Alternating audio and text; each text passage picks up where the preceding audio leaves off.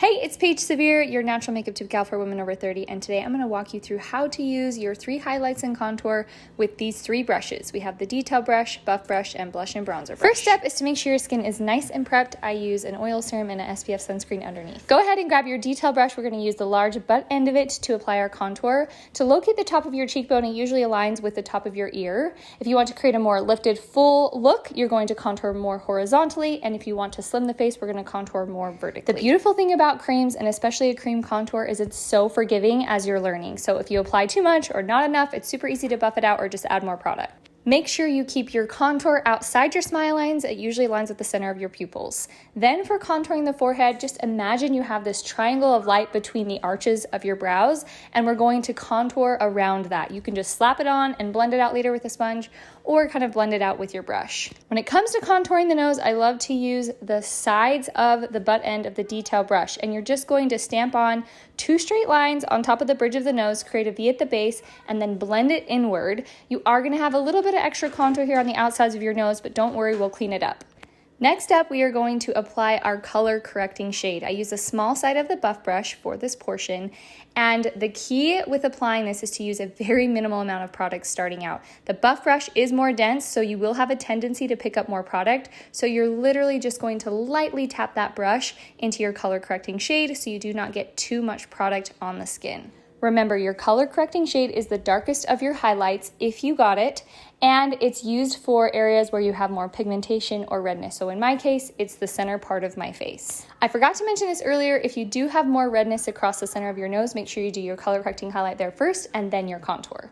Next up, I'm applying what I refer to as my base or my main highlight shade. It is the mid-level tone shade, and I'm applying this across my chin and jawline area, and then I'll go ahead and apply it to the center of my forehead as well, because I definitely have a lighter neck than I do face, and I don't want to have that orange line. Now I'm switching back to the small side of the detail brush to apply what I refer to as my brightening or concealer highlight. We are just going to apply this to the inner and outer corners of the eyes. Make sure to use a very light hand, especially if you have a color correcting shade that you've applied first. And then I just take that small side and blend it out really well. And then I'll use a sponge a little bit later on to buff out that color as well to make sure there's not too much excess product going on.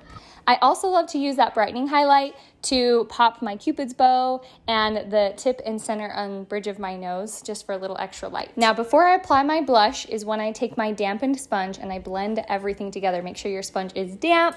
It is not dry. If it's dry, it's just going to pull all that product off of your face.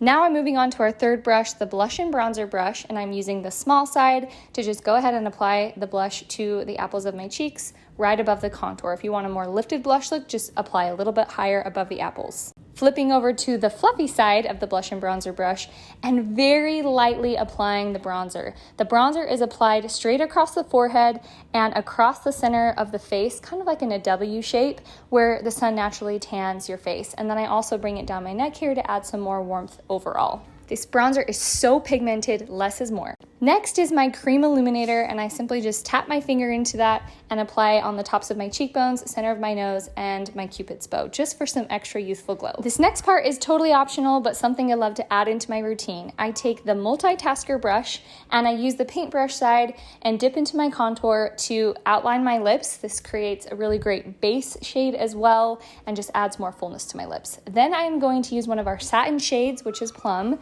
as my base color. I love to use satins as a base and then apply brighter or gloss colors over the top. See, I'm doing Saint IIID here over the top. To set everything in place for all day wear, you can spray your setting spray all over. I love to spray it onto my sponge. If you have oily skin, I do recommend skipping this part, but just spraying onto the sponge and tapping that all over. And then if I want a more matted down look, if you're someone who gets some extra shine or you just don't prefer that shiny look, you can take a little setting powder, and I'm just using the small side of the buff brush to mattify that all down and eliminate some extra shine. As always, I am here to help, so if you're experiencing any issues, please let me know, and make sure you check out my troubleshooting video.